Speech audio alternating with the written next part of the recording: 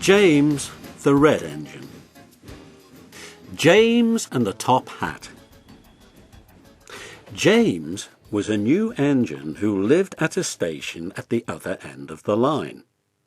He had 2 small wheels in front and 6 driving wheels behind.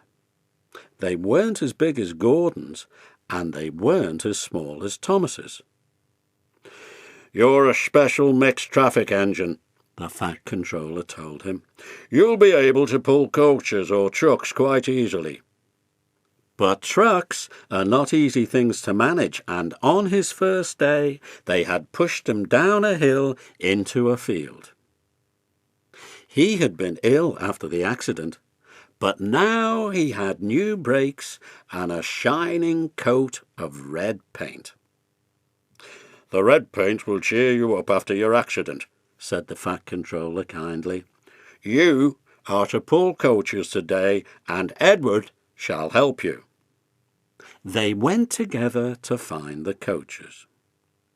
"Be careful with the coaches, James," said Edward. "They don't like being bumped. Trucks are silly and noisy. They need to be bumped and taught to behave. But coaches get cross and will pay you out." They took the coaches to the platform and were both coupled on in front. The Fat Controller, the station master, and some little boys all came to admire James's shining rods and red paint. James was pleased. "I am a really splendid engine," he thought, and suddenly let off steam. Wheesh! The Fat Controller, the station master, and the guard all jumped, and a shower of water fell on the Fat Controller's nice new top hat. Just then the whistle blew, and James thought they had better go. So they went. Go on, he puffed to Edward. Don't push, puffed Edward, for he did not like starting quickly. Don't go so fast, grumbled the coaches. But James did not listen. He wanted to run away before the Fat Controller could call him back. He didn't even want to stop at the first station.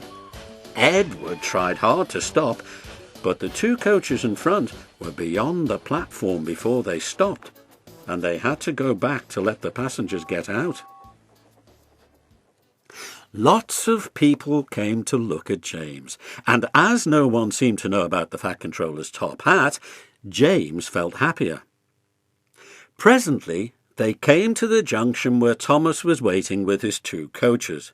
"Hello, James," said Thomas kindly. "Feeling better? That's right." "Ah, that's my guard's whistle. I must go. Sorry I can't stop. I don't know what the Fat Controller would do without me to run this branch line." And he puffed off importantly with his 2 coaches into a tunnel. Leaving the junction, they passed the field where James had had his accident. The fence was mended, and the cows were back again. James whistled, but they paid no attention. They clattered through Edward's station yard and started to climb the hill beyond. It's ever so steep, puffed James. I've done it before, puffed Edward. It's steep, but we'll do it. The 2 engines puffed together as they pulled the train up the long hill. They both rested at the next station. Edward told James how Gordon had stuck on the hill, and he had had to push him up. James laughed so much that he got hiccoughs and surprised an old lady in a black bonnet.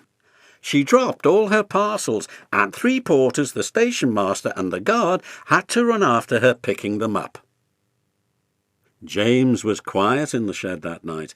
He had enjoyed his day, but he was a little afraid of what the Fat Controller would say about the top hat.